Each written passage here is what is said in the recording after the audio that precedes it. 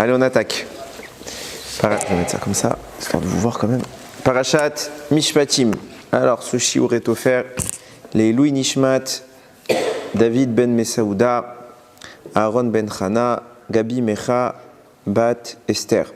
Pour la réfoua schéma de Gabriel ben Esther, Ravelieu ben Fradi, Naomi Simcha bat Rachel, Mathilde Noya bat Angel, Keren bat Myriam, David ben Chana. Pour la tchouva de Zari bat Chana et le Zivugagun Vetaor de Jenny bat Étoile. Et encore et toujours pour nos Chayalim et nos Chatoufim. Alors, Parashat Mishpatim. Alors, je vous annonce, le cours est dur. Ok, au moins qu'on soit. Je sais pas s'il sera dur à comprendre, mais en tout cas, il sera dur pour moi à expliquer. Au moins qu'on annonce un peu la couleur. Bon, Parashat Mishpatim, il n'y a pas d'histoire. Hein. On rentre dans le vif de la Torah. En vrai, c'est la vraie partie de la Torah, parce que là, on rentre dans la halacha, on rentre dans ce qui va constituer toute la pratique juive. Il va organiser un petit peu notre vie au jour le jour. Ok ? Et le tout début, même si ce n'est pas une règle, du moins en apparence, c'est une règle qui ne semble pas d'actualité, on va parler du Eved Ivri, l'esclave juif. Alors, j'aime bien rappeler ce petit détail. On croit que la notion d'esclave juif a disparu. Quand tu regardes, c'est quoi un type qui est employé ? C'est à peu près ça. C'est à peu près ça. On regarde bien, hein, il a des responsabilités, il a des contraintes, il a un patron, il lui dit quoi faire, il doit le faire, il a une rémunération en échange. L'esclave juif, il n'a pas d'argent, mais... Comment ? Ça, c'est faux. Ça, c'est faux. Il n'a pas la même liberté qu'une personne normale, mais en termes de confort, j'ai envie de dire, il a peut-être plus de liberté la Gemara a dit, celui qui achète un esclave, il a acheté un maître. C'est pour vous dire. C'est pas stam. Ça veut dire qu'on doit le nourrir. S'il n'y a pas assez à manger, c'est lui qui mange. S'il n'y a qu'un coussin, c'est pour lui. On ne peut pas lui donner des corvées affligeantes. Ça veut dire, l'exemple qui est tout le temps donné, c'est, vous savez, tout ce qui est corvée, qu'officiellement, c'est un esclave qui fait ça à l'époque. Là, ce qui est un peu dans le langage des exemples qu'on donne à ce propos, c'est la Gemara qui dit que, par exemple, les esclaves, quand ils allaient les maîtres allaient au bain, dans les bains publics, parce qu'il n'y avait pas de bains privés, ils allaient dans les bains, l'esclave tenait la serviette, tenait les tenues, etc. de rechange, et il attendait comme ça. Donc ça, c'était un signe que celui qui faisait ça, c'était l'esclave. On ne peut pas donner ça à un évêque d'Ivry, parce que tout le monde va savoir qu'il est esclave, c'est humiliant, etc. Donc, évidemment que, on va parler surtout de la dimension spirituelle du évêque d'Ivry, c'est surtout ça ce qui nous intéresse. Mais évidemment qu'il y a une perte, ok ?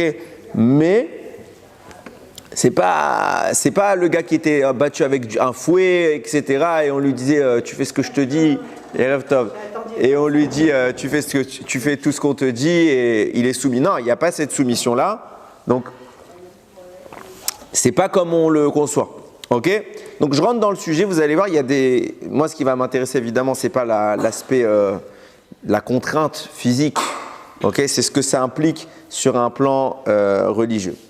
Kitikne Eved Ivri, lorsque tu vas acheter un Eved Ivri, un esclave juif. Shesh Shanim Yaravod, Uvachevirit, Yetze Lachofshi Chinam. 6 ans il travaille, ça peut être moins, mais 6 ans maximum. Et à la 7e année, il rentre à la maison. Je précise, pour pas qu'il y ait d'amalgame, ça n'a pas de lien avec la Shemitah. Ok, ce n'est pas les années de la Shemitah. À partir du moment où il est rentré en Eved Ivri, on compte 6 ans maximum, et Shalom, après, il s'en va. Ok ? Je saute, je vais m'arrêter que sur les halachot, enfin sur ce qui va m'intéresser. Au bout des 6 ans, alors précision, on a le droit de le marier avec une Goya pendant cette période-là. Pourquoi ? Parce que quelque part, il a acquéri un nouveau maître. Et il a mis un écran entre Dieu et lui, parce qu'on est censé, on va en parler en long et en large, on va parler de ça. Normalement, on est censé être les serviteurs d'Hachem depuis Yetziat Mitzrayim. Ok ? Donc on n'a pas de maître au-dessus de nous, si ce n'est Akadosh Baruch Hu. Quand quelqu'un il acquiert un nouveau maître, alors il met un écran. Il n'y a plus directement Dieu, il y a un maître et après il y a Dieu. Donc ça lui fait comme s'il perdait la moitié de son aura, de son lien avec Hachem. Donc il perd quelque part la moitié de son judaïsme. C'est une parabole ce que je donne. C'est pour ça qu'il est autorisé à se marier avec quelqu'un qui n'a pas le droit normalement. Ok. Bon, passons, c'est pas mon pro, c'était juste pour vous dire que ça a l'impact sur un plan rouhani. C'est pas stam, il perd plein de mitzvot. Il perd plein de mitzvot. Ok, maintenant, au bout des 6 ans, il est censé partir. Vimamor yomar ha'eved, si le serviteur il dit Ahavti et adoni, j'ai aimé mon maître. Et Tishti, la femme qui m'a donné, Ved Banaï et les enfants que j'ai eus. Lo et Tserofi, je veux pas sortir. Gratuitement, je veux pas. Alors quoi? Vigisho Adonav, Elohim, donc on va l'approcher devant Dieu. Alors c'est une manière de dire devant le Beddin, devant les sages. Vigisho El Adelet, ils vont les mettre devant la porte. Ou la mezouza, devant la mezouza, veratza adona vetozno ba martsea. On va lui poinçonner l'oreille droite. Rachid dit bien que c'est l'oreille droite. Va avado leolami, le servira pour toujours. Pour toujours, c'est pas vrai. C'est une manière de dire longtemps. Et quand arrive la date du Yovel, cette fois-là, on prend en compte les années. Quand arrive la date du Yovel, qu'il veuille ou non, il dégage. Pourquoi? Parce qu'il n'a pas le droit, en fait. C'est pas normal d'être dans cet état-là. Alors, je précise. Il y a 2 situations qui amènent un juif à être évêque d'Ivry. La situation la plus commentée, généralement, c'est celle qui est évoquée ici, c'est le cas d'un vol. Le type, il a volé, il ne peut pas rembourser, il a été attrapé, il ne peut pas rembourser. Donc il faut bien qu'il paye maintenant ce qu'il a perdu, donc il se vend en esclave. Il ne se vend pas chez la personne qui l'a volé, parce que sinon il y aura vengeance, ça c'est interdit. Il se vend chez un Talmid Racham. Pourquoi? Parce que c'est un voleur, donc il faut qu'il fasse tchouva. Donc il faut qu'il apprenne chez quelqu'un qui est à mesure de lui apprendre. Quelqu'un qui a de la Torah, qui a des valeurs. Donc il va chez un rabbin, un vrai rabbin. Et il lui apprend, il le réinsère socialement. Ok, on ne met pas quelqu'un en prison, on le réinsère. C'est plus qu'un tikkun, c'est une rééducation, j'ai envie de dire. Et maintenant le type, il a, quelque part, ça c'est la condition première, a priori c'est pas quelqu'un de très fréquentable, c'est un voleur. Deuxième cas, c'est quelqu'un qui a des vrais problèmes financiers, au point qu'il ne peut plus s'en sortir, donc il se vend en esclave. Ok? Donc comme je le disais tout à l'heure, il a quand même certains avantages en tant qu'esclave, et son maître est obligé de très bien le traiter, donc c'est audible de dire qu'au bout du compte, le type il a trouvé son compte. Il dit bon écoute, moi je suis nourri, je suis logé, j'ai un travail, je fais pas toujours ce que je veux, mais j'ai un travail, au final c'est un travail. Il me demande quoi? Il me demande de nettoyer la maison, il me demande de m'occuper du troupeau. Bon, c'est un travail en fait. C'est comme si je te disais majordome. Ok, c'est un travail. En plus, j'ai une femme, j'ai des enfants. Ok, bon, maintenant, malheureusement, il est dans une situation un peu intermédiaire, mais ça lui convient. Il peut. Mais par contre, la Torah lui dit, t'es pas dans la vraie situation. Donc, à un moment ou à un autre, tu devras redevenir libre. Ok. Maintenant, on va analyser. Première chose que je veux, question toute simple, d'où ils viennent ces 6 ans? Pourquoi on a défini comme seuil 6 ans, et pas 8, et pas 12, et pas 13? Par rapport au Shabbat. Alors, on aurait pu penser par le Shabbat. Le Shabbat, c'est le moment du repos, ça se tient. Sauf que, pour corréler ça, moi, c'est souvent la réponse qu'on donne, mais ce qui m'a un petit peu dérangé, ce qui m'a, Baruch Hashem, amené un peu à creuser, c'est que, alors écoutez bien, c'est que là c'est Shisha Sidre Mishnah, c'est les 6 livres, non c'est pas pareil. Ouais. Ce qui m'a dérangé, c'est que si on voulait comparer cette idée à celle du Shabbat, alors on aurait dû parler de la Shemitah. Parce que au niveau des années, le Shabbat c'est la Shemitah. Mais là c'est pas lié à la Shemitah, c'est indépendamment de la Shemitah. Oui, mais ça c'est le 7e. Oui, mais le 7e c'est pas Shabbat. 7e c'est pas Shabbat, c'est Shabbat, c'est une date qui arrive au bout d'un commencement qui est celle du jour 1. Tu vois ce que je veux dire? Il y a le jour 1 et le 7e sera Shabbat. Maintenant, là, on n'est pas dans un cycle de cette... On peut commencer n'importe quand dans le cycle, puisque l'équivalent en termes de jours, le 7e, c'est Shabbat. En termes d'année, le 7e, c'est la Shemitah. Donc, il y a un cycle de semaines d'année. Ok? Donc, on a la notion du Shabbat, comme le Shabbat de la semaine, qui s'impose dans l'année. Là, on est aussi dans le cycle des années. Mais on voit que c'est indépendamment du cycle, du compte de la Shemitah. Parce que si le type il est dans le cycle des Shemitot, il est à la 5e année, il fera quand même 6 ans. Il va vivre une Shemitah en tant qu'esclave. Donc c'est pas comme la notion réelle du Shabbat qui, en tant que numéro 7 transcendantal, j'ai envie de dire, il s'impose à nous. Non, là ça dépend du moment où ça commence. Pourquoi il faut 6? Alors, la question elle est toute simple, hein. Elle n'est pas dure à comprendre. D'où c'est venu ce 6-là plus qu'un autre chiffre? Alors on aurait pu penser au Shabbat, mais il y a quand même quelques petites... Il y a des choses qui gênent. Ok. L'Agmara, elle donne quelques petites explications avant d'aller dans la suite. On a remarqué que s'il veut, il peut prolonger. Ok, c'est pas bien. Mais s'il veut, il peut plonger et il y a un petit rituel qui se met en place. On va lui poinçonner l'oreille et on va l'amener pour le faire, on va l'amener à la porte, devant une mezouza ou devant une porte pour faire ce processus. La Gemara demande pourquoi l'oreille, pourquoi la porte, pourquoi la mezouza. Première chose, l'oreille. Pourquoi? Parce que l'oreille qui est entendue sur le mont Sinaï, Anochi, Hashem, Elokecha, Sherotetira, Meret, Misraim, Yot Lachem, Elokim. Il n'y a pas écrit Yot Lachem, Elokim, mais bon, c'est pas grave, je me suis embrouillé. Donc je suis Hashem, votre Dieu qui vous a fait sortir d'Égypte. Je vous ai libéré de l'esclavage pour que vous soyez mes esclaves. Ok? Vous devez être mes esclaves. Maintenant, cette oreille, elle a entendu ça et maintenant elle va se rendre esclave chez quelqu'un d'autre. C'est pas normal. Donc l'oreille qui a entendu, on va quelque part la poinçonner, on va lui marquer cela. Première chose. Deuxième chose que la Gemara dit, et pourquoi devant la porte et devant la mezouza? Parce que la même idée, quand on est parti en Égypte, on était en Égypte le jour de notre sortie, Hachem il a demandé que on reste à l'intérieur des maisons, et on avait mis ce signe sur justement les portes, autour des portes, au niveau des linteaux et des mezouzotes de la maison. Et ces deux zones d'entrée sont témoins qu'Akadosh Baruch Hu Passarti, il a sauté au-dessus de nos maisons et il nous a sauvés. Donc ceux qui ont témoigné, qui sont la preuve très concrète que j'ai libéré les Bnei Israël de l'esclavage pour encore une fois que ce soit mes esclaves, eux aussi viendront témoigner que ce monsieur-là a choisi un autre maître que moi. Pourquoi pas les deux oreilles en même temps avec Alors bon, on va pas obliger de lui faire une décoration, il fallait bien une oreille.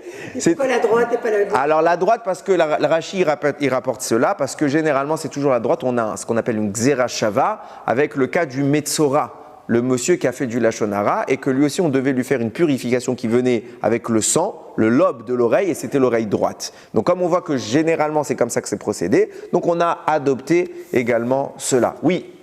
Mais c'est bizarre parce qu'on a l'impression que c'est pas autorisé, parce que c'est une sorte de punition, mais pourtant c'est autorisé, donc c'est... Ouais. Non, ça veut dire que c'est une situation dans laquelle on ne doit pas se trouver, mais si quelqu'un y est, alors il faut bien qu'on légifère, j'ai envie de dire. La Torah a légiféré sur une situation qu'elle n'apprécie pas. Ok? Et elle le critique, puisque tu vois bien, on lui poinçonne l'oreille. Déjà, le simple fait d'être vendu en esclave, le mot esclave, c'est pas quelque chose qui est on n'est pas fier de se. Tu fais quoi dans la vie? Je suis esclave. Non, il y a mieux. Ok? Alors si tu dis je suis esclave d'Hachem, c'est très classe. Mais si tu dis esclave du voisin, non. Donc déjà, c'est pas un état qui est recommandé pour personne. Deuxième chose, on voit que c'est la conséquence d'une faute. A priori, à part quand le type il est arrivé au bord de la détresse financière, dans la majorité des cas, c'est un voleur. Donc ça veut dire que c'est pas quelque chose d'idéal. Donc on voit bien qu'on est dans une situation et on va comprendre que en réalité ce qui est mis ici en place, c'est pas anodin, il y a une raison, ça a un sens et c'est pas juste, comme j'ai voulu le dire tout à l'heure, c'est pas légiférer sur un statut social. C'est légiférer sur la neshama. Parce que rappelez-vous que même dans le cadre des lois que j'ai envie de dire Ben Adam Lachavero, d'un homme envers son prochain, des lois du savoir-vivre, pas que le DRS, mais j'ai envie de dire ce que les goïms appelleraient la citoyenneté. Il faut bien qu'on ait des lois. Même ça, quelqu'un qui fait un dommage à un autre, quand la Torah parle, elle ne parle pas que d'un remboursement financier. C'est pas l'argent qui est en valeur. C'est la réparation toujours de la neshama, même si au final, ça s'inscrira dans un paiement, puisqu'il faut bien rembourser. Okay? Donc là, maintenant, c'est ce que je précisais en introduction. Ce qui m'intéresse dans l'aspect du Eved Ivri, c'est ce qu'on va essayer de développer, c'est qu'est-ce qui se passe là-haut. Qu'est-ce que ça signifie et qu'est-ce que ça engendre? Vous allez voir que c'est très très très profond. Viens nous dire déjà le Ben Yehuda sur tout ce que je viens de vous dire. Il y a 3 critères qui font que quand le esclave au bout de 6 ans il veut prolonger, on intervient au niveau de 3 plans. On a dit l'oreille, Ozen, la porte, Délet et la mezouza. Ok? Nous dit le Ben Yehuda, le Ben Ishraï, c'est vous prenez les initiales de ces 3 mots, Ozen, Délet, mezouza, ça vous fait Adam. Pourquoi Adam? Parce que c'est précisément l'idée de dire que, nous dit le Ben Ishraï, c'est une Gemara connue, les Bnei Israël sont appelés Adam, le reste du monde n'est pas appelé Adam. Adam, ne faut pas le traduire en tant qu'homme. Adam, c'est un mot. Adam, nous on est appelé Adam. Ish, tout le monde est appelé Ish. Tout le monde est appelé homme. Okay, il y a la notion d'humanité, elle est universelle. Mais Adam, non. Pourquoi? Parce que Adam, c'est une notion de connexion avec le divin. On voit que Adam est connecté avec le divin, parce que vous savez que Adam, la valeur numérique du mot Adam, c'est 45. Et nous disent Rachamim, le nom d'Hachem Yud Kei Vav Kei, quand on l'écrit en lettres pleines, comme j'ai développé des tonnes de fois dans les shurim, vous savez maintenant ce qu'on appelle le malé, on déroule la lettre. Donc le Yud, le Kei, le Vav et le Kei, Yud, on écrit Yud. Ok, il y a plusieurs dimensions du nom d'Hachem, il y en a 4. Celle qui nous concerne, nous, l'aspect masculin de ce monde, valeur numérique, quand vous écrivez les lettres, je l'ai écrit là mais je ne vais pas vous les épeler, vous me ferez confiance, ça vous fait précisément un assemblage de 10 lettres pour un total de 45. Quand Adam, ça veut dire quoi? Quand il existe un homme qui est lié au Yud Kei Vav Kei dans son expression pleine, il est appelé Adam. Ce qui signifie que un homme qui viendrait à devoir poinçonner son oreille, un homme qui viendrait devoir se mettre devant la porte ou devant la mezouza pour accepter un autre maître, est en train de repousser les 10 lettres du nom d'Hachem qui font qu'on appelle cet être humain Adam.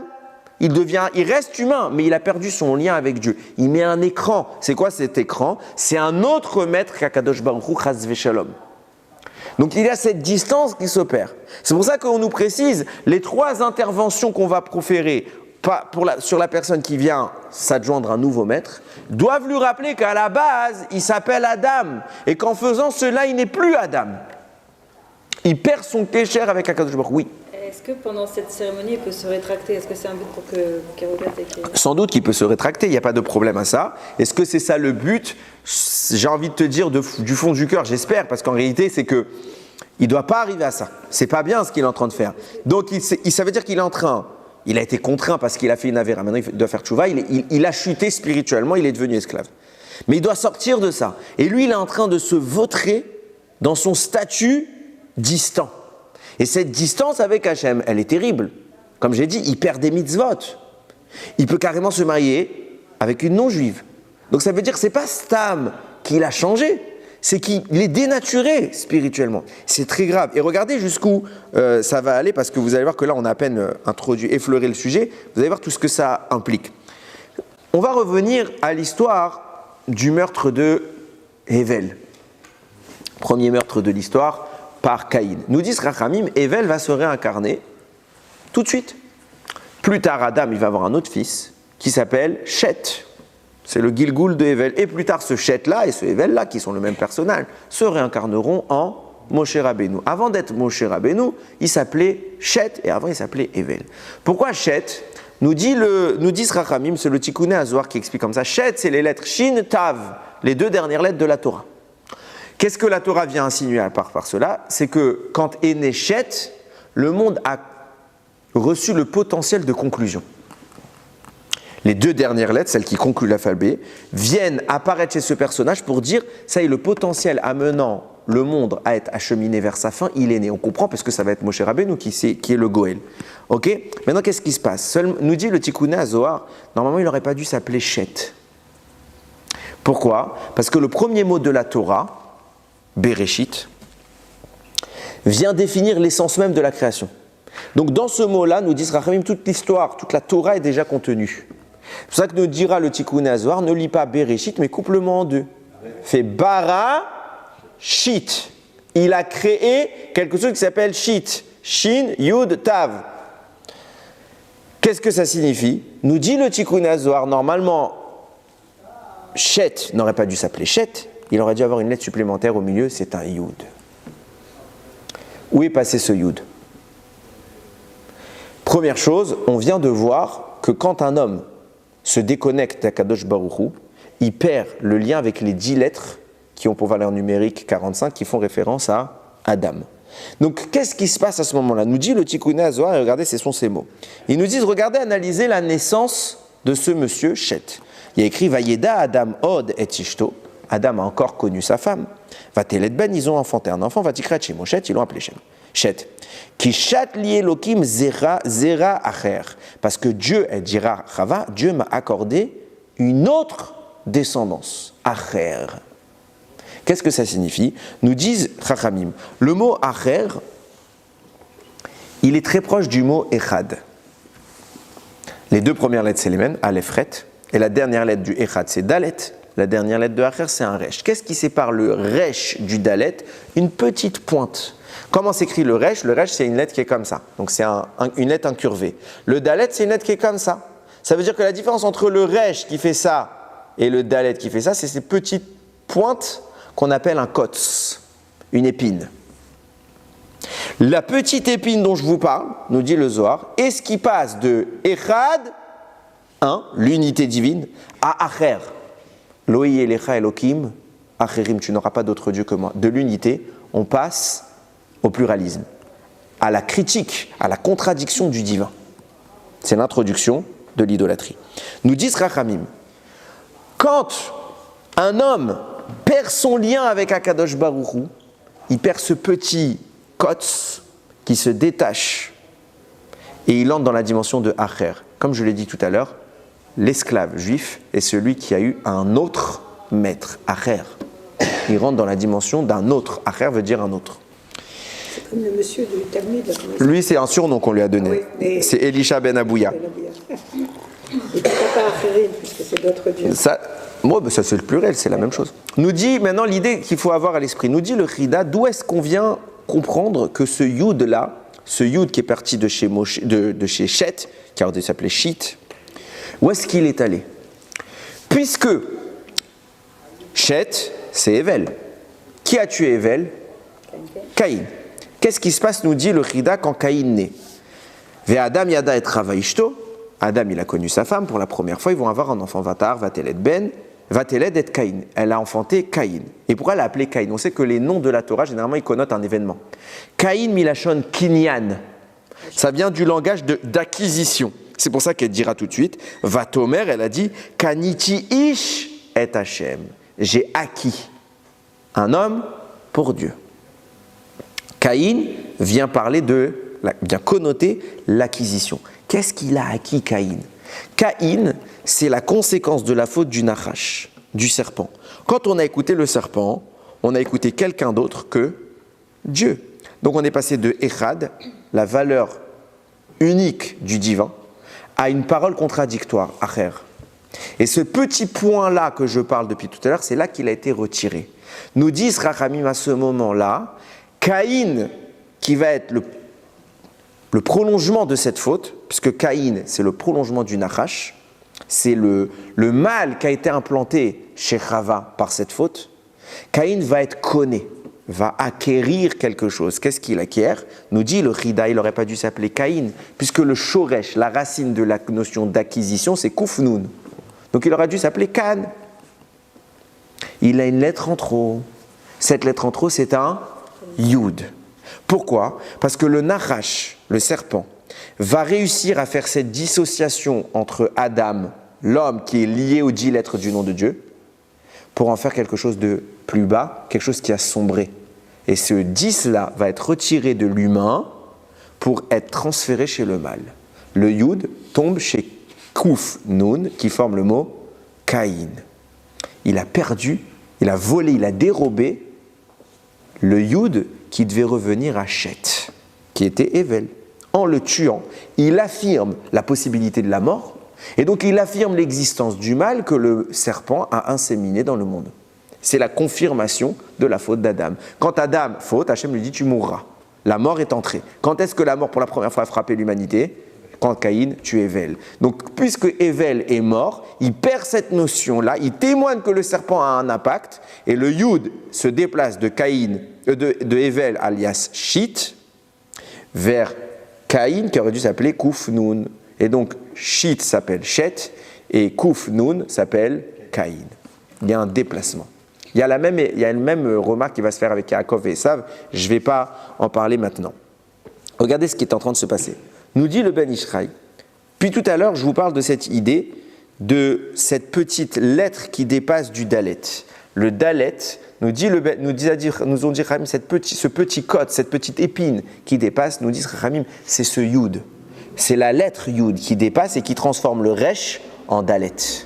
On prolonge par un petit trait, c'est la plus petite particule de l'écriture, c'est le Yud. Donc ce Yud, valeur numérique 10, est exactement tout ce que je traduis depuis tout à l'heure, à savoir les 10 lettres du nom d'Akadosh Baruch Hu qui vont se séparer de l'homme pour quitter Shit alias Shet, Evel, Moshe, pour se déplacer vers Caïn, celui qui va être conné, qui va faire une acquisition de quelque chose qui ne lui revenait pas. Nous dit le Ben Ishraï, cette idée-là, du Dalet et du Yud, on la retrouve dans beaucoup de notions. Cette transition entre le Echad et le Acher, qui sont les mêmes lettres avec un Resh et un Dalet à la fin, cette suppression du Yud qui vient à la fin du Dalet, transforme le Echad, l'unité divine, en Acher, l'existence de l'idolâtrie. Autre chose que Dieu Chas V'Shalom. Quand on regarde dans la Torah, ces deux lettres sont écrites à certains endroits, à deux endroits, en grand format. Quand on parle du Echad, quand on fait Shema Israël Hashem Elokeinu Hashem, Echad, le Dalet, dans le Sefer Torah, il écrit en grand format. Pareillement, quand Hashem va parler d'idolâtrie, Lo tishtachave le'el acher, tu ne te prosterneras pas devant un autre Dieu, le Resh de acher est en grand format. Vous nous dites, Chachamim, prends garde, parlons français. Je veux dire, fais gaffe, prends garde. En même temps, ça vous fait une phrase qui n'existe pas. Donc, prends garde et fais gaffe, ok? À ne jamais mélanger le Resh et le Dalet de Echad et de Acher. Pas évidemment, c'est pas le même mot. Pourquoi on nous insiste? On insiste en disant, faites attention à ça. Nous dit le Ben Ishraï, parce que l'idolâtre, c'est celui qui fait doublement cette erreur. Parce que non seulement il y a écrit Shema Israël Hashem Elokeinu Hashem Echad, et lui au lieu du Dalet, il met un Resh. Hashem Acher, un autre Dieu. Donc Chas V'Shalom, il commence à accepter l'idolâtrie. Une première fois qu'il y a le Dalet, il y a bien écrit Dalet, lui en lieu et place du Dalet, il rajoute un Resh. Le Dalet est toujours là, mais lui fait comme s'il y avait un Resh. Donc vous avez Resh et Dalet au même endroit. Soit vous le voyez positivement dans l'esprit de celui qui est normal, il regarde, il lit, il voit un Dalet, et il voit que Dieu est affirmé en tant qu'unique, Shema Israël, Hashem Elokeinu Hashem Echad. Ou soit tu es un rachat et tu fais semblant d'oublier qu'il est Echad, et au lieu de dire qu'il est Echad, tu dis il y a Acher, il y a un autre que lui, il y a de l'idolâtrie. Et à l'envers, ils font autre chose, puisqu'il y a un autre Dieu, Chas V'Shalom, qu'Hachem, quand il y a écrit Lo tishtachave le'el acher, tu ne te prosterneras pas devant un autre Dieu. Eux, là, en lieu et place du Resh, ils mettent un Dalet. Et lui, ils diront Lo tishtachave le'el echad. Je ne me prosterne pas devant le Dieu unique.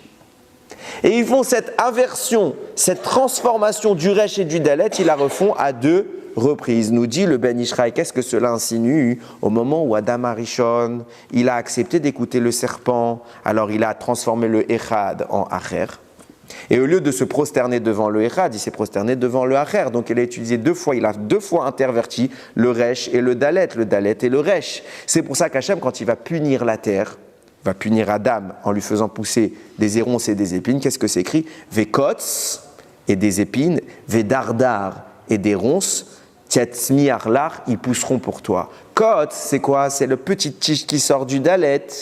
Dardar, c'est Dalet, Resh. Pourquoi? Parce que pour en arriver à ce que cette petite épine soit dissociée, qu'est-ce que tu as fait? Tu as transformé deux fois le Dalet en Resh. Le Echad, tu l'as lu Acher, et le Acher, tu l'as lu Echad. Et tu as créé toute la notion d'idolâtrie. Donc, Kot, Vedardar. Maintenant, toute la conséquence de ta faute, c'est qu'est apparue dans le monde une force de négation, et la notion du mal se manifeste sur terre par ses ronces et ses épines, cette capacité à nuire. Maintenant, tu t'es mis dans une situation où ton rapport avec Hachem, il est distant, tu as perdu ce yud, ce kotz dont je parle depuis tout à l'heure. Écoutez bien ce que nous dirons Chachamim. Lorsque, ça tombe bien, on va bientôt arriver à la fête de Purim. Lorsque Haman va décider de s'en prendre à Mordechai. Pourquoi? Haman va d'abord décider de tuer les Bnei Israël. Mordechai le défie, il n'en a strictement rien à faire. Haman va négocier le droit de tuer Mordechai. Il va construire un arbre, une potence. Nous dit le Midrash, lorsqu'Akadosh Baruch Hu va prévoir la mise à mort d'Haman, parce que cet arbre qu'Haman est en train de préparer, en réalité, à qui il va servir? À lui. C'est lui qui sera pendu sur le même arbre. Lorsqu'Akadosh Baruch Hu est au début de la Briat Haolam, enfin au début de l'histoire, il demande à tous les arbres qui voudrait être celui qui pendra Haman. Alors là, le Midrash cite tous les arbres qui sont intervenus. Il y a le figuier. Pourquoi le figuier? C'est intéressant, parce que d'après certains, l'arbre de la connaissance qu'Adam a consommé, c'était un figuier, puisqu'ils se sont recouverts de feuilles de figue. Ok? Toute l'idée là-bas, c'est qu'Aman va faire un arbre de 50 amot. Pourquoi 50 amot? C'est la notion de la connaissance. Nun, Sha'are, Bina, les portes, 50 portes du savoir, du discernement. Aman va préparer cet arbre et Dieu va dire quel sera l'arbre qui va être choisi. Donc chacun est venu argumenter. Et il y en a un qui est venu, et ce n'est pas un arbre. Le Kotz, nous dit le Midrash. Le Kotz est venu, l'épine. Elle dit de même que moi je n'ai rien qui est suspendu, je n'ai pas de feuillage, je n'ai pas de fruits qui sont suspendus à moi. Alors puisque moi j'ai rien pour suspendre, laisse-moi suspendre Aman. Et à ce moment-là, Hachem il dit ok. Aman il se mettait comme ça sous la potence pour voir si la taille faisait peut-être la même taille que Mordechai. Il mettait la corde comme ça, il voyait. Hachem il dit il est pour toi celui-là. Cet arbre donc tu es en train de te préparer. Depuis Briat Haolam, il est pour toi. Où on voit ça? La Gemara pose la question où tu trouves une mention de Aman dans la Torah? Dans le mot Amin Haetz, quand Adam il a fauté, Hachem lui a dit est-ce que de l'arbre que je t'ai dit de ne pas manger, tu as mangé Amin Haetz? La Gemara dit ne lis pas Amin, lis Haman. L'arbre dont on parle, qui va maintenant, à cause de sa transgression, qui vient connoter le savoir, la connaissance, à cause de cette transgression-là vont apparaître les côtes, les épines, et Dardar, la double idolâtrie dont je parle. Cet arbre-là, c'est pour toi, Aman, que je l'ai créé. C'est lui qui viendra te pendre. Cette épine que tu constitues, puisque tu as inséminé le mal dans le monde, c'est elle qui viendra à la fin pour te pendre. Maintenant, on va plus loin. On approfondit un peu l'idée de ce côte. Nous dit le Hagra des Kala. C'est là toute la différence entre le Resh et le Dalet. Le Resh et le Dalet, c'est quoi leur différence? Je vous dis, c'est ce petit kotz qui dépasse. Quand vous écrivez le mot kotz, quand vous écrivez le mot kotz, kouf, vav, tzadik, ça fait quoi comme gematria? 196. Et alors? C'est exactement ce qui sépare le Resh et le Dalet. Resh, valeur numérique 200.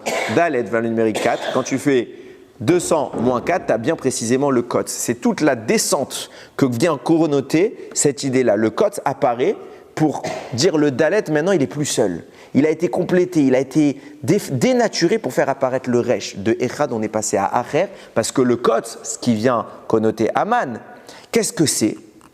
Nous disent Rachamim, le kotz, où est-ce qu'il se trouve dans les lettres de la Torah? L'épine, elle est toujours en haut. Aman a voulu viser le sommet de la connaissance. Et c'est ce sommet-là qui va le détruire. En voulant créer un arbre de 50 étages, Aman va viser l'arbre de la connaissance, et le mal qu'il a lui-même engendré va être le mal qui va lui-même le détruire. Et ce mal s'appelle Kotz. C'est pour ça qu'Hachem a dit Kotz, Vedardar. Ton ennemi, c'est un Kotz, et c'est Dar, Dalet Resh. C'est qui tout ça? Amalek, Aman, les forces de négation d'Akadosh Baruch Hu. Regardez ce qui va se passer maintenant par la suite. On va arriver au moment où, justement, il va y avoir ce moment de Matan Torah. À quoi correspond Matan Torah? Akadosh Baruch Hu va articuler le don de la Torah précisément en combien de commandements? 10. Qu'est-ce qu'il est en train de transformer? Il est en train de restituer ce kotz, ce yud, pour que le resh redevienne un Dalet, et qu'il redevienne le Echad. Comment il a fait tout ça? Il nous a fait sortir d'Égypte. Tout le but de la sortie d'Égypte, c'est que tu ne crois pas en un autre maître que moi, Acher, et que je devienne le Echad. Je vous sors d'Égypte pour que vous redeveniez Adam.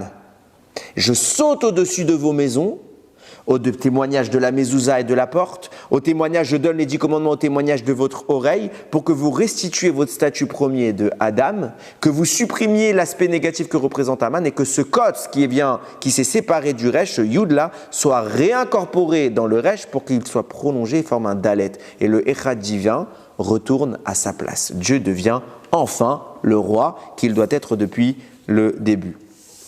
Regardez ce qui va se passer. À ce moment-là, quand on comprend pourquoi c'est Moshe qui doit donner l'étape de la loi. Parce que qui a perdu ce Yud depuis la Briat Haolam, depuis la faute? Qui a été privé par Caïn du Yud de Shit, de Bara Shit? C'est Shet, à savoir Moshe. Donc qui doit aller récupérer ce Yud?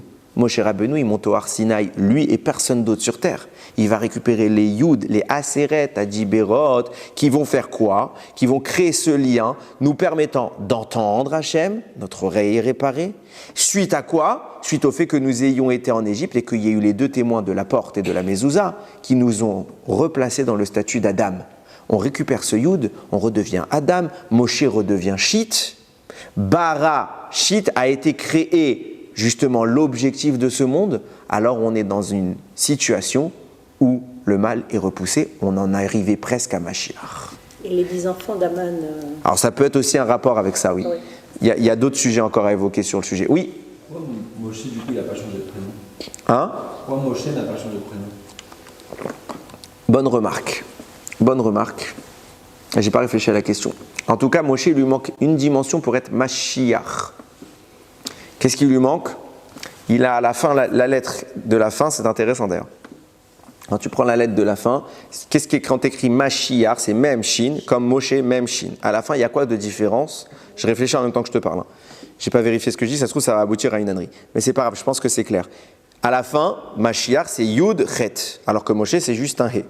Donc il manque un Yud chez Moshe. Et qu'est-ce qui manque entre le Chet et le He? Un petit Kotz.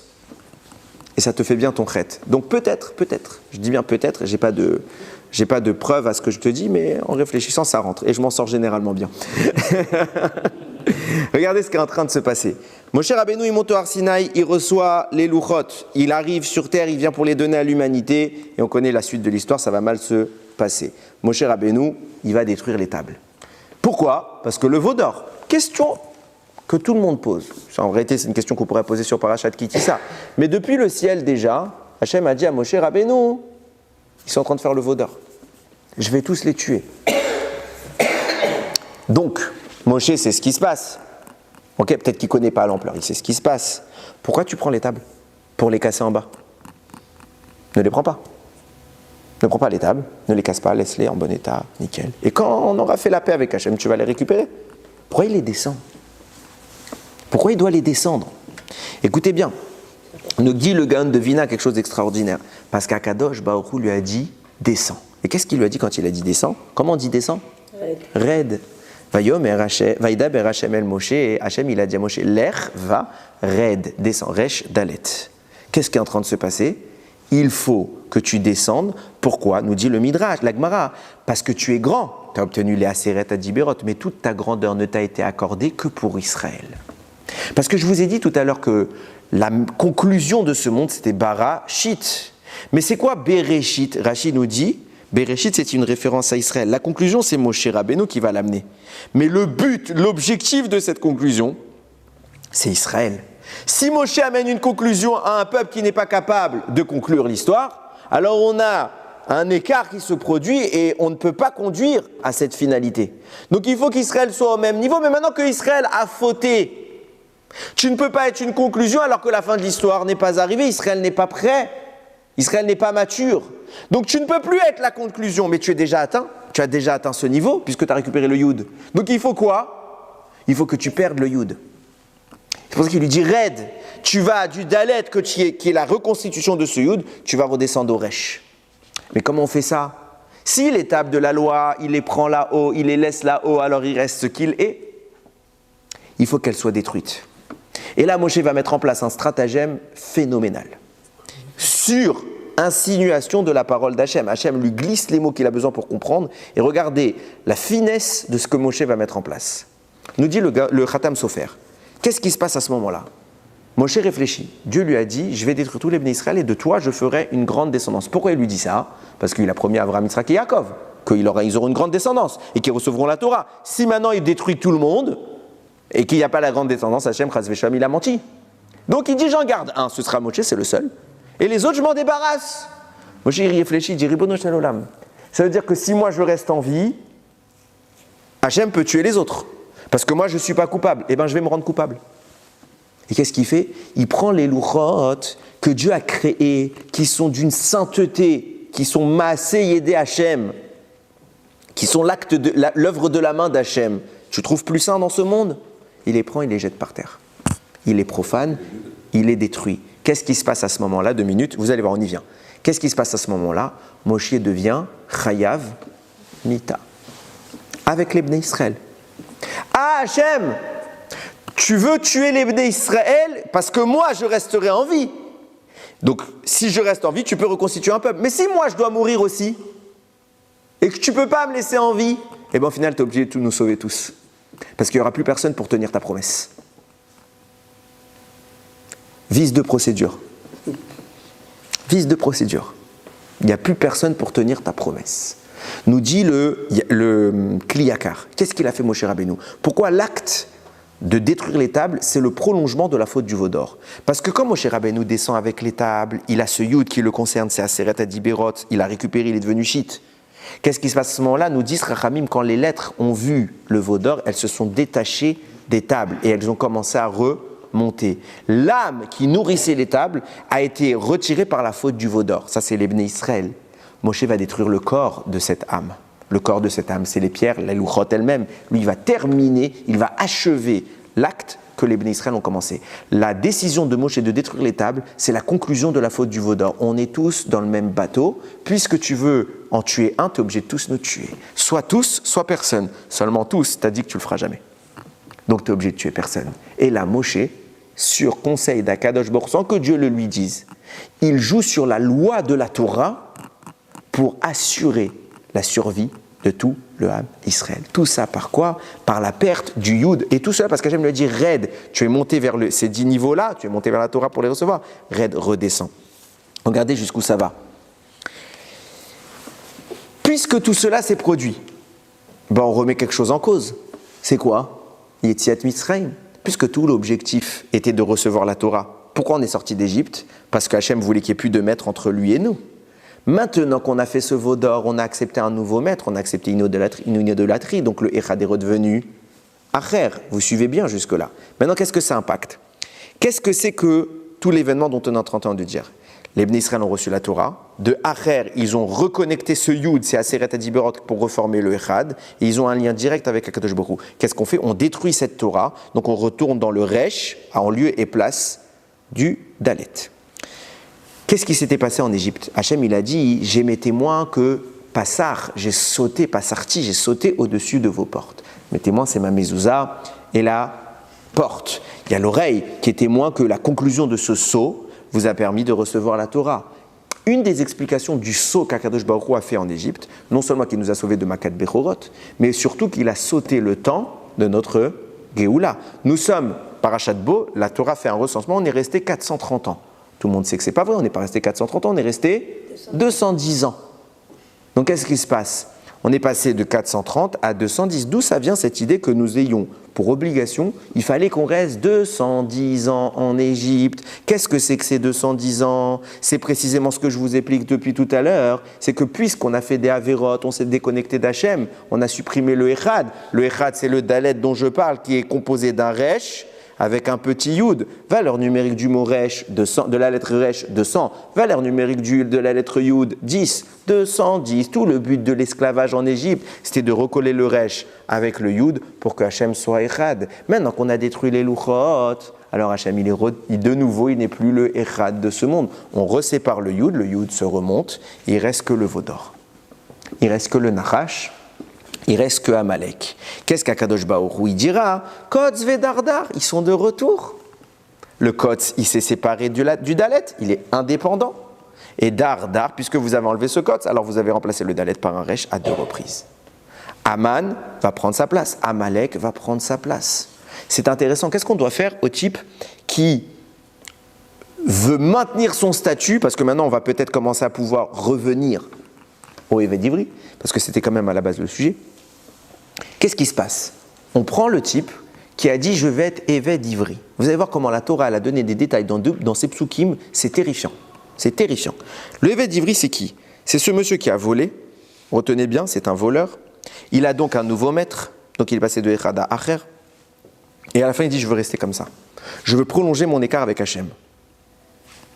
Qu'est-ce qu'on lui fait? On va lui poinçonner l'oreille. Comment c'est écrit dans le pasouk? Je vous relis pour pas que vous disiez que je triche.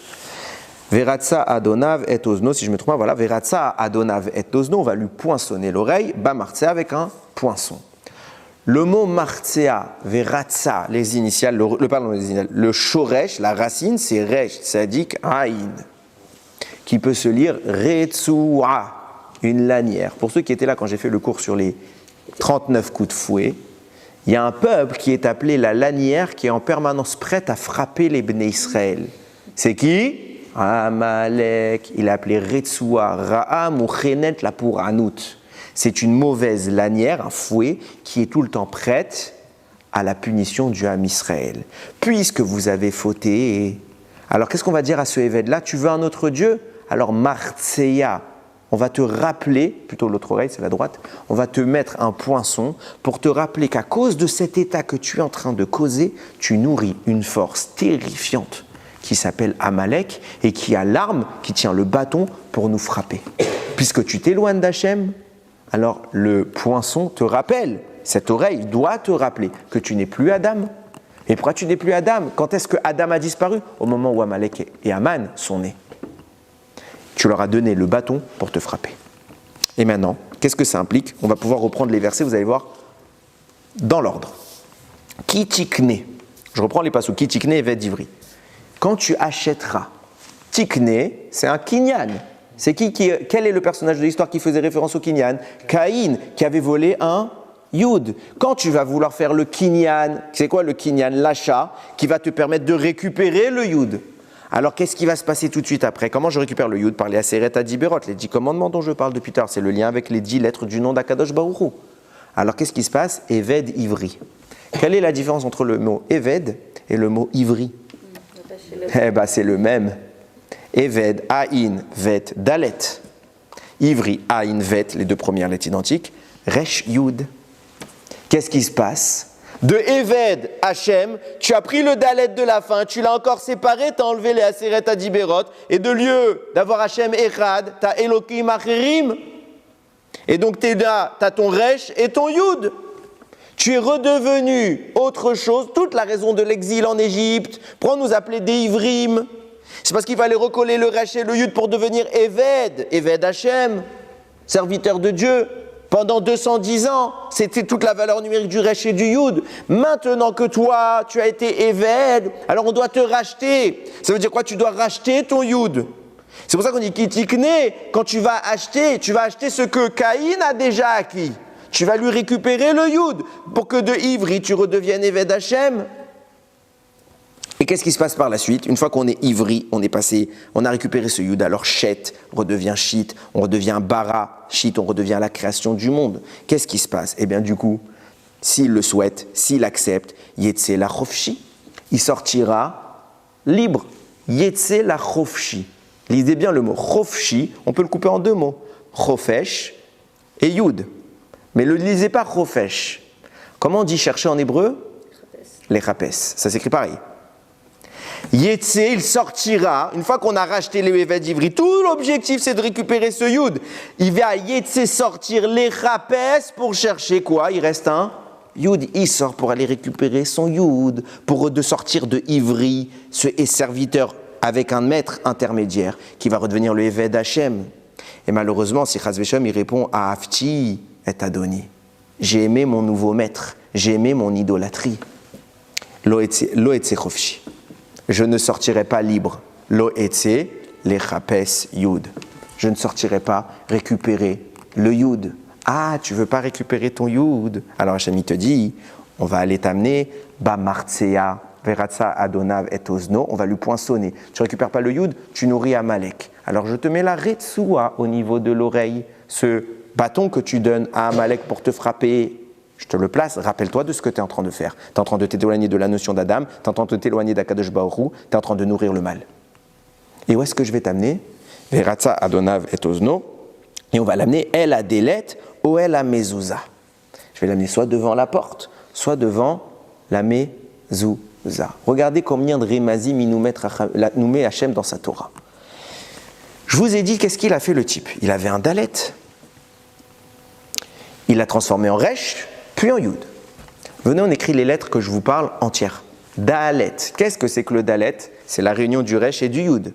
Donc c'est 210 qui se sont réunis et qui nous ont préservés au lieu de vivre 430 ans en Égypte. On est passé à 210 parce qu'on a fait le Dalet qui est le Resh et le Yud. Quand tu écris la lettre Dalet, Dalet c'est déjà, ça s'écrit Dalet.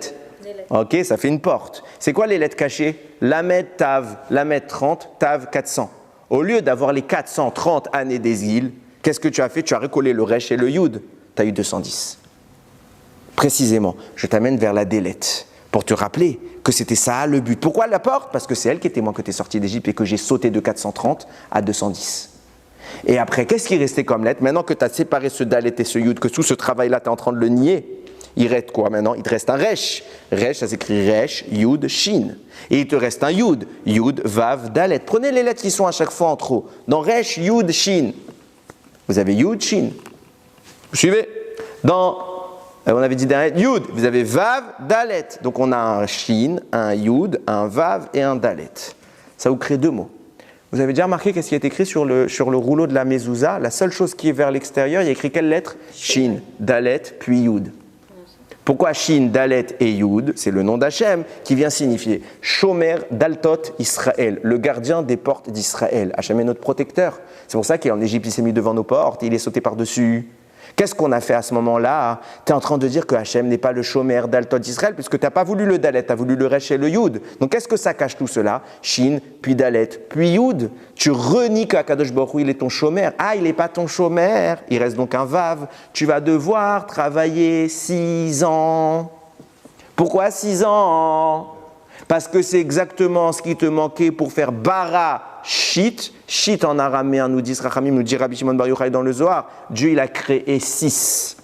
Shit en araméen, c'est 6. Pourquoi 6? Parce que je ne vais pas rentrer dans les détails kabbalistiques, c'est la dimension que Moshe atteint. Il y a 6 sphirotes auxquelles Moshe correspond, ce qu'on appelle Zeir Anpin. Okay? C'est la dimension à laquelle Moshe accède. Barashit, il a créé 6. Puisque tu empêches ce Yud de se coller au Resh pour faire Echad, alors tu maintiens la non-existence de ces 6 niveaux. Donc il te reste un Vav, tu vas travailler 6 ans pour réparer tout ça. Et si tu fais cela, tu peux sortir, tu accèdes à la dimension de Moshe. Sinon, tu repars vers un exil plus long parce que tu repousses encore toujours plus à Kadosh Baruch Hu. Oui. Est-ce qu'on peut le calquer, ce que tu viens de dire, par rapport à nous en tant que juifs, sur les 6 millénaires et le 7e millénaire, on est libéré, si c'est 7? Peut-être. Faut voir. Je veux pas de. On est bête, en fait. Oui. C'est sûr qu'il y a forcément une corrélation, mais je veux pas l'avancer sans avoir eu le temps de la travailler et d'avoir des preuves de ce que je dis. Regardez, je vais conclure avec quelque chose de phénoménal. Pélé Pélaot. Tout ce que je vous ai dit, quoi, là maintenant, je vous ai expliqué le pasuk mot à mot, vous avez vu comment ça rentre dans la Torah. Il y a quelqu'un qui peut me dire Dieu, c'est pas lui qui a écrit cette Torah, il faudrait être fou. C'est un évêque d'Ivry. Quelle est la faute du évêque d'Ivry? C'est un voleur. Et tout cela insinue quoi? Le retour du Vav de Moshe. Donc Moshe est insinué dans un vol. C'est fou d'y penser. Moshe, il est insinué dans un vol. Pourquoi Moshe, il a insinué tout ça? Tout le tikkun de ce qu'on vient de dire Moshe, parce que c'est vrai, Caïn, il a volé le Yud. Mais Moshe doit vivre un vol. De quoi on parle? Écoutez bien. Nous dit la Gemara dans l'Yerushalmi, dans le traité Ta'anit. Je me suis rendu compte que j'ai fait une faute d'orthographe. Dans le traité Ta'anit, là-bas, nous dit quand Moshe Rabbeinu il est descendu avec les louchot, elles faisaient 6 empans. Un empan, c'est ça. 6 fois ça. De haut et 3 en large. Ok? Moshe tenait les 2 empans du bas, Hachem tenait les 2 du haut. Ils sont descendus ensemble. Et quand ils ont vu le veau d'or, Hachem il a commencé à tirer les louchot vers le ciel. Et Moshe, en contrepartie, il a tiré les louchot vers le bas. Écoutez bien les mots de la Gemara. La main de Moshe a été plus forte que la main d'Hachem. De quoi on parle? Moshe, il a fait un bras de fer, il a gagné contre Dieu. Absurde. Évidemment qu'Hachem l'a laissé prendre les louchot. Mais qu'est-ce qu'on croit quand on lit cette histoire? Il faut bien le comprendre. On croit qu'Hachem a voulu reprendre les louchot. Et donc priver le monde des louchot. Et que Moshe, c'est le gentil qui a voulu nous les amener. Il a tiré, il a dit non, on leur donne. Pas du tout. Puisque qu'est-ce qu'ils vont faire? Il les prend pour les casser. Donc ça veut dire que si Hachem les tire vers le haut, c'était pour les préserver, pour pouvoir nous les donner ensuite. Mais je ne comprends pas. C'est Hachem, on a expliqué depuis tard qu'il lui a donné tout le message pour coder, pour lui faire comprendre. Tu dois détruire les louchot pour sauver le Ham Israël. Alors qu'est-ce qu'il fait semblant? C'est quoi ce théâtre-là, cette mise en scène? Akadosh Baruch Hu est en train de faire tout ce qu'on a expliqué depuis tout à l'heure. Il faut que Moshe fasse descendre ces 10 niveaux-là sur terre et qu'il les détruise. Pas qu'ils restent en haut. Moshe, si je les laisse en haut, ils sont tranquilles. Je pourrais leur redonner. Mais toi, tu restes à ce niveau. Il faut que tu descendes avec eux. Et la main de Moshe va voler les louchot à Akadosh Baruch Hu pour sauver, voler entre guillemets, pour sauver le Ham Israël. Ce vol, il est conséquence de quoi? De cet écart avec Hachem. Vient Moshe Rabbeinu, il devient un voleur. Puisqu'il est voleur, il faut qu'il paye. C'est quoi qu'il a volé? La Torah. Il doit donc nous la restituer. C'est pour ça que Moshe va consacrer sa vie à l'enseignement de la Torah. Et que tout ridouche qu'un jour un être humain sur terre dira, c'est Moshe qui vient le lui dire. C'est Moshe qui l'a déjà dit avant lui, parce que c'est lui qui est censé incarner cette notion-là. Ça veut dire que Moshe Rabbeinu, il se met en position de voleur pour devoir restituer le vol, pour devoir rendre la perte. Évêque d'Ivry. Moshe devient ce évêque d'Ivry, celui qui va devoir, entre guillemets, payer la note et restituer. C'est quoi l'objectif d'un évêque d'Ivry? C'est de redevenir évêque d'Hachem. Pour que Moshe puisse revenir Barachit, la conclusion qui amène Israël à cette création dont on parle, cet acheminement, ce Mashiach dont tu m'as posé la question, il faut obligatoirement qu'il passe par un vol. Il a volé la Torah à Hachem. Et il l'a détruite. Parce que si Hachem l'avait gardée, elle n'aurait jamais été détruite. En faisant ça, Moshe, celui qui brise le plus, c'est lui-même. Parce que c'est le Yud qui lui appartient qu'il est en train de perdre. Il se brise lui-même. Il descend à un niveau raide. Il lui dit descends, Rej, Daled, inverse tout ce qu'on explique depuis tout à l'heure.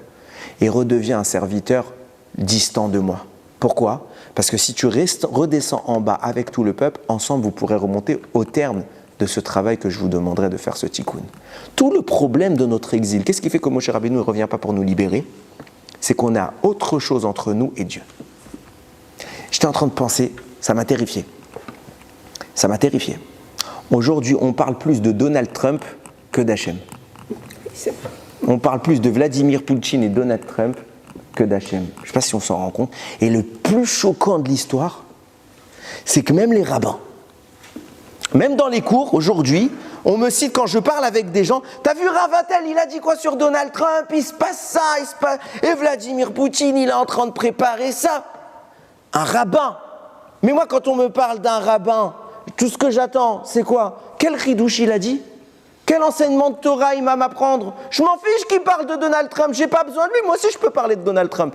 Je peux parler avec ma femme, mes parents, etc. On discute, on a tous des débats sur ça. C'est pas sourd, on s'intéresse, on se préoccupe, c'est pas le sujet. Mais pourquoi on parle que d'eux? Pourquoi la seule chose qu'on arrive à parler dans nos bouches aujourd'hui, le Shabbat à table à la maison, ou dans les synagogues, Ribono Shel Olam, j'entends tout le temps dans les synagogues, t'as vu ce qu'il a dit Trump? Il a dit il va ouvrir l'enfer à Gaza, les flammes de l'an. Bravo! Hachem il a dit le jour où vous faites chouva, je vous libère. On dit ça nous? T'as vu ce qu'il a dit Hachem? Que si on veut on peut sortir d'exil. Non, Trump il va nous sortir. Hachem on ne compte pas. Ah peut-être Vladimir Poutine c'est lui qui va déclencher la dernière guerre mondiale. Peut-être c'est ça qui se passe. Il est où Hachem? Il est où Hachem? Les rabbins qu'on rapporte d'un rave aujourd'hui sur internet, les rabbins qui font beaucoup qui ont beaucoup d'adeptes, qui sont très suivis, la seule chose qu'on me répète, je dis pas qu'ils font pas de Torah, hein. Attention. Mais la seule chose qu'on me répète d'eux, c'est quoi? T'as vu Ravintel, il a parlé de Donald Trump? Mais je m'en fiche quand ce Rav il parle de... Dis-moi quand il t'a appris une halakha que je connais pas. Dis-moi comment il t'a rapproché d'Hachem ce Rav. Tout le travail qu'il fait pour te rapprocher d'Hachem. La seule chose que tu retiens, c'est qu'il parle de Donald Trump. Et la seule chose que tu vas parler à ta table de Shabbat, c'est Donald Trump. Mais c'est une folie. C'est une folie.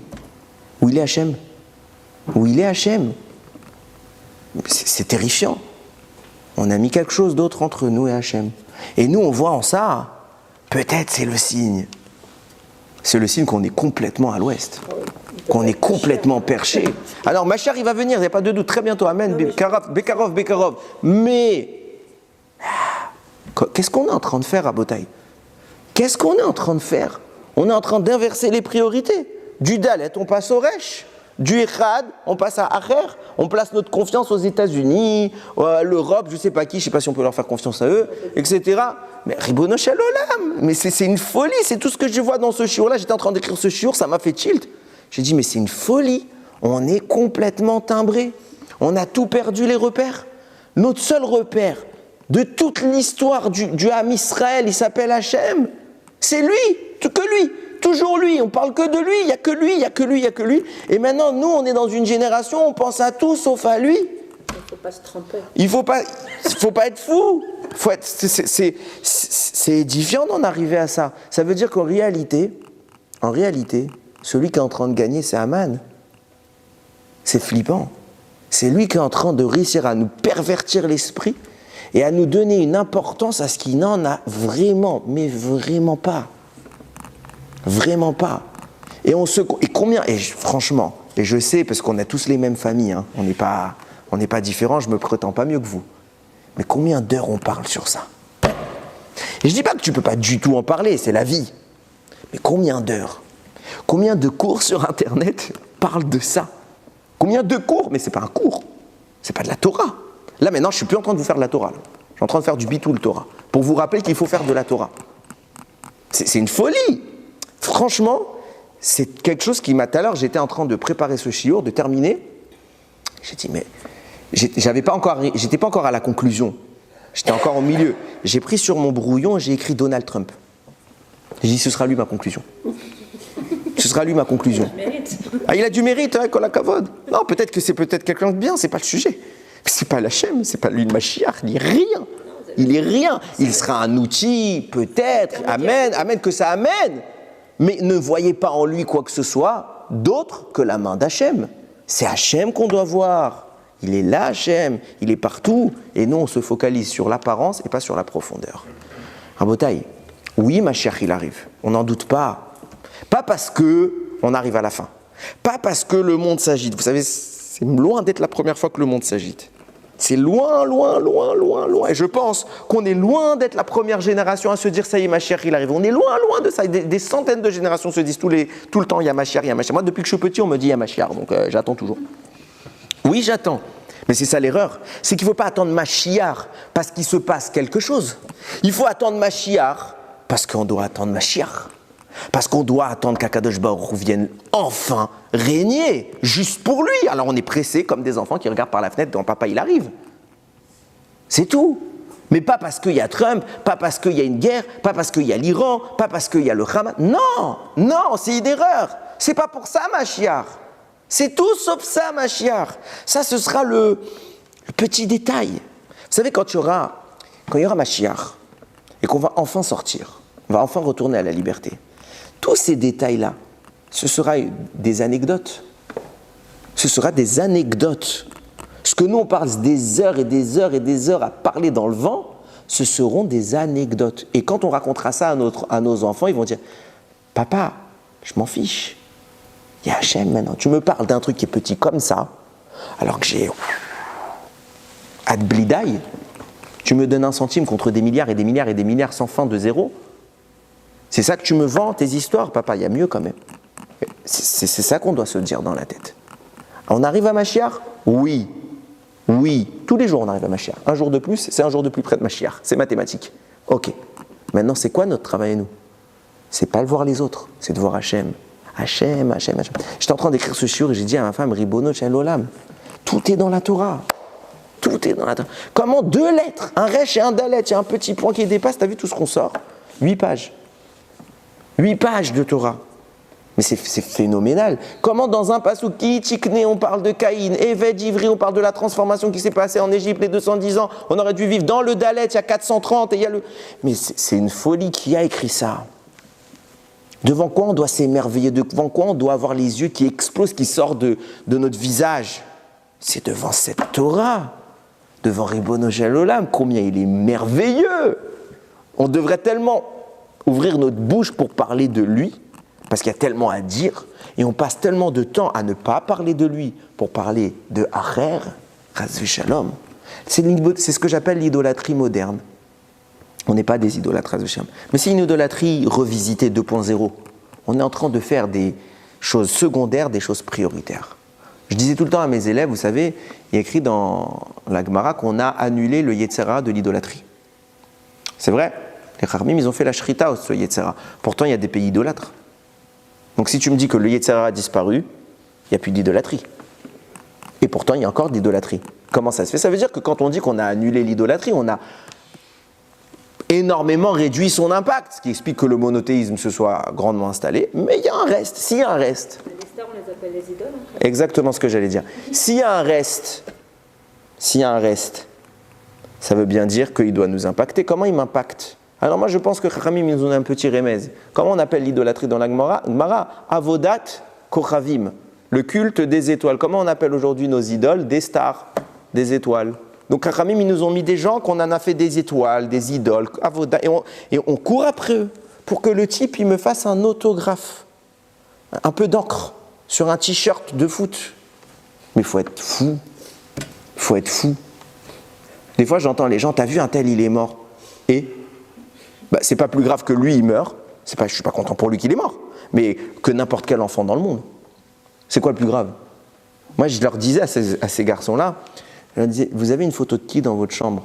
De votre meilleur joueur de foot ou de votre médecin? Le médecin, il te sauve la vie. Le joueur de foot, il ne te connaît même pas. Tu dois avoir une photo de qui chez toi? Logiquement, c'est de ton médecin. Qui a une photo de son médecin à la maison? Personne. Qui a une photo du joueur de foot? Toutes les classes de garçons de 15-16 ans. Vous êtes à l'ouest. Vous avez des idoles. Alors, ce n'est pas de la vodazara, vous n'êtes pas prosterné, vous ne faites pas des tfilotes. Mais vous avez des idoles. C'est nos idoles modernes. Aujourd'hui, on est en train d'idolâtrer tout le monde goy. On veut tout leur ressembler, l'American Dream, on veut ressembler aux Américains, tout ce qu'ils font dans les films. Qui a déjà rêvé d'être Rabbi Akiva? Personne. Qui a déjà rêvé d'être James Bond? Il faut être entouré de bons rabbinim alors. Alors nos idoles, ça devrait être nos Talmidei Chachamim, ceux qui nous ouvrent les yeux vers Akadosh Baruch Hu. Oui, et pas des idoles, des moyens, des itinéraires. L'itinéraire, il doit nous conduire à un état d'arrivée. L'arrivée, elle s'appelle Hachem. On n'a pas le temps à perdre pour Donald Trump.